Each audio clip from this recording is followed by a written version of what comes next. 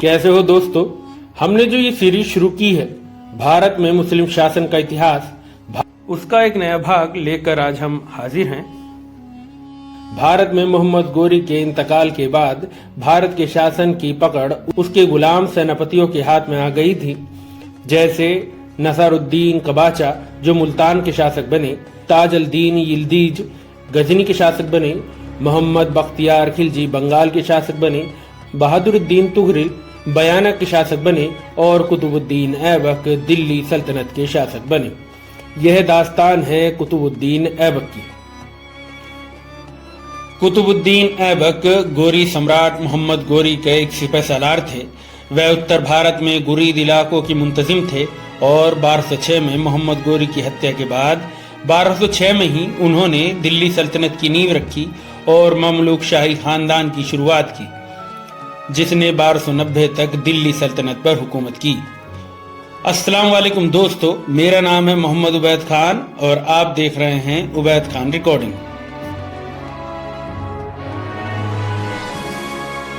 कुतुबुद्दीन ऐबक का जन्म 1250 में तुर्किस्तान में हुआ था। उन्हें कई नामों कुतुबुद्दीन ऐबक, कुतुबुद्दीन ऐबक, कुतुबुद्दीन अल-दीन ऐबक से जाना जाता है। वह तुर्किस्तान से आए थे और ऐबक नाम के एक तुर्क कबीले से थे। जब वह बच्चे थे तो उनका अपहरण कर लिया और उनके परिवार से दूर कर दिया गया और उन्हें फारस के निशापुर के गुलामों के बाजार में ले जाया गया।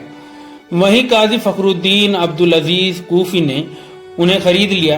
काजी के घर में ऐबक के साथ बहुत अच्छा सलूक किया गया और उनकी तालीम काजी के बेटों की तरह की गई। उन्होंने कुरान पढ़ने के अलावा तीरंदाजी और घोड़सवारी भी सीखी। कहते हैं काजी जी के इंतकाल के बाद उनके बेटों में से एक ने ऐबक को एक व्यापारी को बेच दिया, जिसने बदले में लड़के को गजनी के गुरीद सुल्तान मोहम्मद गोरी को बेच दिया। सुल्तान के गुलामों में शामिल होने के बाद कुतुबुद्दीन की होशियारी और दयालु मिजाजी ने सुल्तान का ध्यान अपनी तरफ खींचा। जब सुल्तान ने अपने गुलामों को तोहफे दिए तो कुतुबुद्दीन ऐबक ने अपना हिस्सा नौकरों में बांट दिया।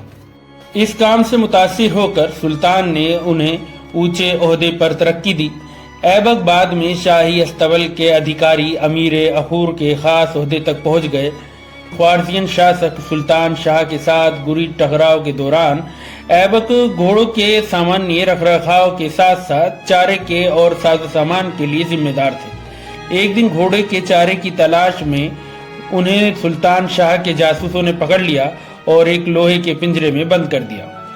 गुरीदों द्वारा सुल्तान शाह को हराने के बाद मोहम्मद गोरी ने उन्हें पिंजरे में देखा और उनकी बुरी हालत देखकर उन्हें बहुत दुख हुआ। रिहा होने के बाद सुल्तान ने उनकी बहुत मदद करी। तराई की पहली लड़ाई तक ऐबक के बाद के कामों के बारे में जानकारी मालूम नहीं है। 1191 और 1192 में भारत में यह युद्ध हुआ। कुतुबुद्दीन ऐबक सेना के उन जनरलों में से एक थे जो भारत में तराई की पहली जंग में चौहान शासक पृथ्वीराज चौहान की सेना से हार गए थे। तराई की दूसरी जंग में जहां गुरीद जीते, वह गुरीद सेना के सेनापति थे और सुल्तान मोहम्मद गोरी के करीबी थे। तराई में अपनी जीत के बाद मोहम्मद गोरी ने राजपूत इलाकों को ऐबक को सौंप दिया। पृथ्वीराज की मौत के बाद ऐबक ने उसके बेटे गोविंद राज को गोरी जागीरदार के रूप में नियुक्त किया। कुछ समय बाद पृथ्वीराज के भाई हरिराज ने रणथंबोर किले पर आक्रमण किया, जो कबाबुल मुल्क के कंट्रोल में था। ऐबक ने रणथंबोर तक मार्च किया, जिससे हरिराज को रणथंबोर के साथ साथ दूसरी चौहान राजधानी अजमेर से भी पीछे हटने के लिए मजबूर होना पड़ा। ऐसे ही कई विद्रोह को दबाते हुए, कई राजाओं को हराते हुए कुतुबुद्दीन ने कई जंगों में जीत हासिल करी और गुरीद साम्राज्य को दूर तक फैलाने में मदद करी। उन्होंने 1192 में दिल्ली पर भी कब्जा कर लिया, जहां उन्होंने शुरू में वहां के तोमर शासक जागीरदार के तौर पर बनाए रखा। 1193 में उन्होंने तोमर शासक को बगावत के आरोप में गद्दी पर से हटा दिया और दिल्ली पर सीधा अधिकार कर लिया। 1193 में सुल्तान मोहम्मद गोरी ने ऐबक को गुरीद राजधानी गजनी में बुलाया। उस दौर के इतिहासकार मिन्हास ने इसका कोई खास कारण तो नहीं बताया है, लेकिन 14वीं सदी के इतिहासकार इसामी का दावा है कि कुछ लोगों ने ऐबक की वफादारी के बारे में सुल्तान के मन में शक पैदा कर दिया था। इतिहासकार के निज़ामी को इसामी का यह विवरण सच्चा नहीं लगता और उनका मानना है कि सुल्तान ने भारत में गुरीद विस्तार की योजना बनाने के लिए ऐबक से मदद मांगी होगी। ऐबक लगभग 6 महीने तक गजनी में रहे। 1194 में भारत लौटने के बाद उन्होंने यमुना नदी पार की और 2 राजपूतों से कोइन यानी कि आज के अलीगढ़ पर कब्जा कर लिया। इस बीच भारत में ऐबक की गैर मौजूदगी का फायदा उठाते हुए हरिराज ने फिर से चौहान इलाकों के एक हिस्से पर फिर से कब्जा कर लिया। दिल्ली लौटने के बाद ऐबक ने हरिराज के खिलाफ एक सेना भेजी, जिससे उसे हार का सामना करना पड़ा और उसने आत्महत्या कर ली। ऐबक ने बाद में अजमेर को एक मुस्लिम गवर्नर के अधीन कर दिया और गोविंद राजा को रणथंभौर भेज दिया।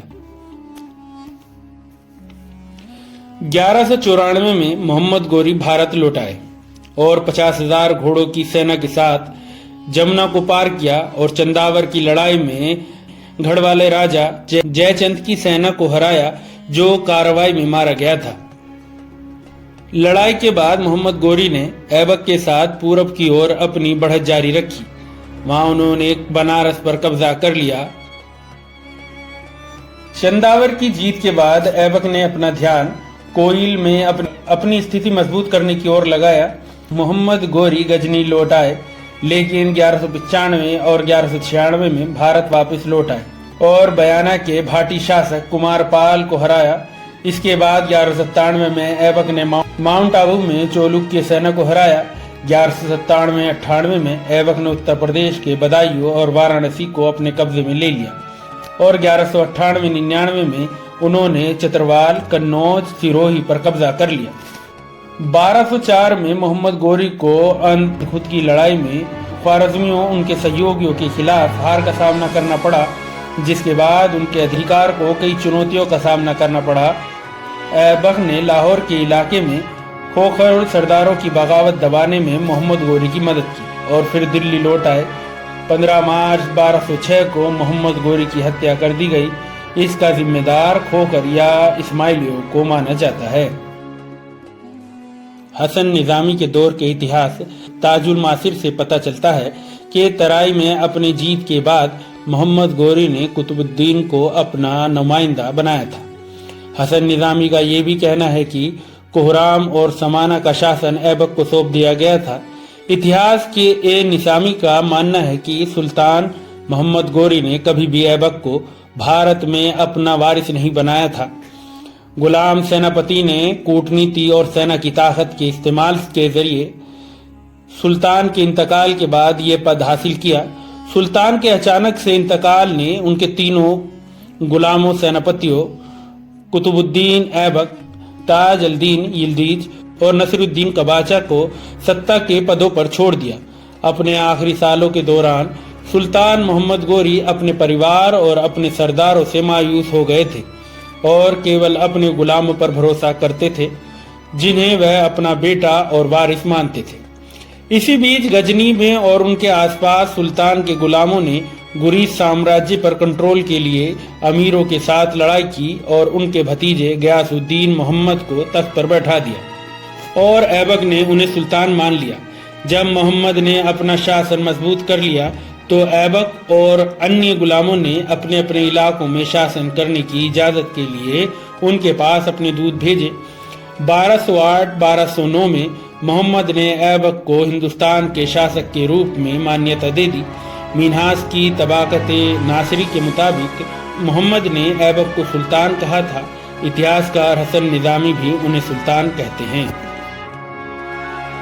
भारत के शासक के रूप में पहचाने जाने के बाद ऐबक ने कई इलाकों को जीतने के बजाय पहले से ही अपने नियंत्रण वाले इलाकों में अपने शासन को मजबूत करने पर ध्यान दिया। 1210 में लाहौर में घोड़े पर पोलो का एक खेल खेलते हुए वह अपने घोड़े से गिर गए और काठी की नोक उनकी पसलियों में चुभने से तुरंत ही उनका इंतकाल हो गया। सभी उस दौर के इतिहासकार ऐबक की तारीफ एक वफादार, उदार, साहसी और इंसाफ पसंद इंसान के रूप में करते हैं। फखरे मुदबिर का कहना है कि ऐबक के सैनिक, जिनमें तुर्क, गोरी, खुरासान, खिलजी और हिंदुस्तानी शामिल थे, उन्होंने कभी किसानों से घास का एक तिनका या भोजन का एक टुकड़ा भी जबरन लेने की हिम्मत नहीं की। 16वीं सदी के मुगल इतिहासकार अबुल फजल ने गजना के मोहम्मद की आलोचना की है कि उन्होंने बेकसूरों का खून बहाया, लेकिन ऐबक की तारीफ करते हुए कहते हैं कि उन्होंने अच्छी और महान चीजें हासिल की। 17वीं सदी तक उस समय का ऐबक का शब्द का इस्तेमाल उदार लोगों की बखान के लिए किया जाता था। ऐबक, जिनका अचानक से इंतकाल हो गया, उनका कोई उत्तराधिकारी नियुक्त नहीं किया गया था। उनके इंतकाल के बाद लाहौर में तैनात तुर्क अधिकारी यानी कि अमीर और मलिकों ने आराम शाह को उनका वारिस बना दिया। आराम शाह के सिंहासन पर बैठने से पहले के जीवन के बारे में कोई खास जानकारी नहीं है। आराम शाह ने 8 महीने से अधिक समय तक शासन नहीं किया। इस दौरान कई राज्यों के गवर्नरों ने अपनी आज़ादी का दावा कर दिया। तब कुछ तुर्क अधिकारियों ने ऐबक के पुराने गुलाम इल्तुतमिश, जो एक महान सेनापति थे, उनको राज्य संभालने के लिए बुलाया। 1197 में अनहिलवाड़ा की जीत के कुछ समय बाद ऐबक ने इल्तुतमिश को खरीद लिया था। मिन्हास के मुताबिक ऐबक इल्तुतमिश को अपने शासक के रूप में देखना चाहते थे। वह इल्तुतमिश को अपना बेटा कहते थे और उन्हें बदायूं का इलाका दिया था। अमीरों ने इल्तुतमिश को आराम शाह का उत्तराधिकारी बना दिया और ऐबक की बेटी की शादी उनसे कर दी। आराम शाह ने इल्तुतमिश के तख्त के दावे को चुनौती दी, लेकिन एक सैन्य संघर्ष के बाद वह उससे हार गया और मारा गया। इल्तुतमिश ने बागी गवर्नरों को अपने अधीन कर लिया और भारत के कमजोर कब्जे वाले गुरीद इलाकों को शक्तिशाली दिल्ली सल्तनत में बदल दिया। इल्तुतमिश का उत्तराधिकारी उनके परिवार के सदस्य और फिर उनका गुलाम गियासुद्दीन बलबन बने। राजाओं की इस चैन को ममलूक या गुलाम वंश कहा जाता है। हालांकि यह शब्द एक गढ़ा हुआ शब्द है। केवल ऐबक, इल्तुतमिश और बलबन गुलाम थे और ऐसा लगता है कि सिंहासन पर बैठने से पहले उन्हें गुलाम बना दिया गया था। इस खानदान के अन्य शासक अपने जीवन में किसी भी समय गुलाम नहीं थे। आज उनकी कब्र लाहौर के अनारकली में मौजूद है।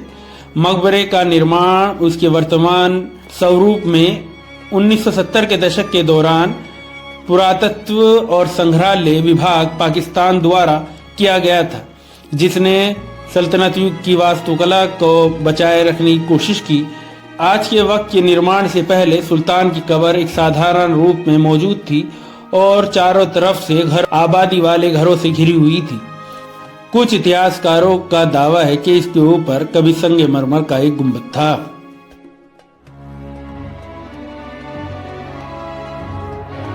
मीनास के अनुसार ऐबक की 3 बेटियां थीं।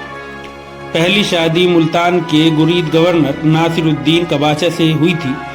उनकी पहली बेटी के इंतकाल के बाद उनकी दूसरी बेटी का भी निकाह कबाचा से कर दिया गया। तीसरी बेटी की शादी ऐबक के गुलाम इल्तुतमिश से हुई, जो आराम शाह के बाद दिल्ली सल्तनत की गद्दी पर बैठा। इल्तुतमिश ऐबक का गुलाम और दामाद था, जिसने कुतुबुद्दीन ऐबक के बाद उसके अभियानों को आगे बढ़ाया।